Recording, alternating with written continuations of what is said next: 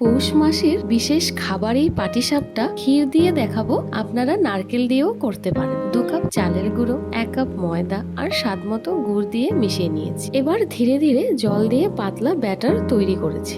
দেখুন এরকম হবে, খুব পাতলাও না আবার খুব বেশি ঘনও না। এবার ঢাকা দিয়ে 1 ঘন্টা রেখে দেবো। তারপর 1 লিটার দুধকে শুকিয়ে শুকিয়ে ক্ষীর করে নিয়েছি। 1 ঘন্টা পর ঢাকাটা খুলে দেখি, খুব ভালো করে মিশিয়ে নেব। অল্প করে ঘি লাগিয়ে নেব। তারপর ব্যাটারটা দিয়ে আস্তে আস্তে করে ঘুরিয়ে ঘুরিয়ে ছড়িয়ে দিচ্ছি।